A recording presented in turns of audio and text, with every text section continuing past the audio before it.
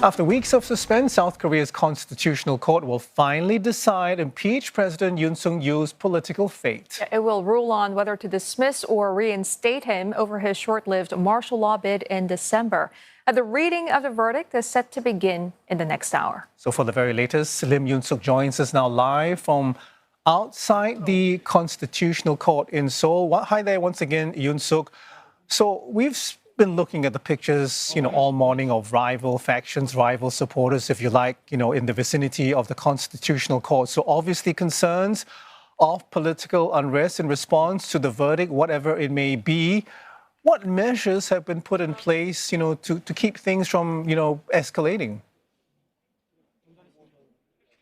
Well, definitely the South Korean police here is on highest alert. Right now, if you can see around me, I am outside the Constitutional Court, but this area is packed with police here. And in fact, in all of the streets leading to the Constitutional Court, there are police stationed around there because there are about 14,000 police here in the capital, Seoul, who have been deployed. And around South Korea, there are about 20,000 police deployed for this Constitutional Court ruling today. And that's because there have been massive rallies by those against and for President Yoon Suk Yeol to be impeached since that martial declaration in December. And in the last few days after the Constitutional Court said that it would be having that ruling today, there have been, sit-in protests by both groups overnight. And in fact, they are around this area and they have said that they will continue to protest even after the verdict is out, depending on whether they are happy with it or unhappy with the verdict. And so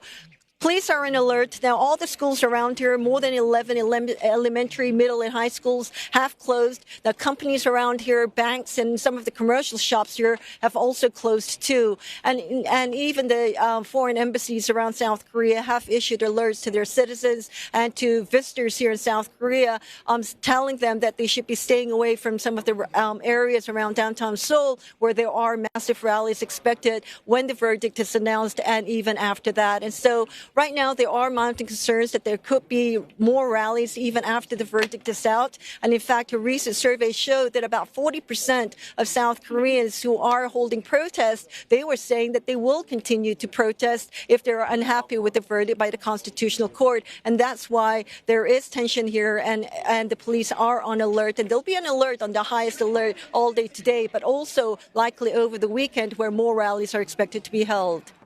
And Yoon Suk, the extended deliberation period has fueled speculation about possible divisions among the judges. We are getting reports from local media saying that 8 judges have arrived at work earlier ahead of that verdict.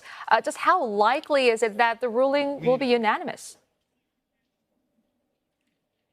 Well, we'll have to wait and see. It really is difficult to tell. I mean, we have the main opposition leader, Lee Jae-myung, saying that there was nothing else that the 8 judges can do but to reach that unanimous decision to uphold the impeachment motion that was passed by Parliament in December and to remove him from the presidential office. But then there's also the ruling party members who are saying that they believe that the court will reach a judgment with President Yoon Suk Yeol will be able to return to the presidential office. And so it really is difficult to tell. And in fact, President Yoon Suk Yeol is not expected to be here at the hearing today. He's expected to be at the presidential residence, and he'll be watching live like the rest of the country here in South Korea, watching live telecast of the verdict once it starts.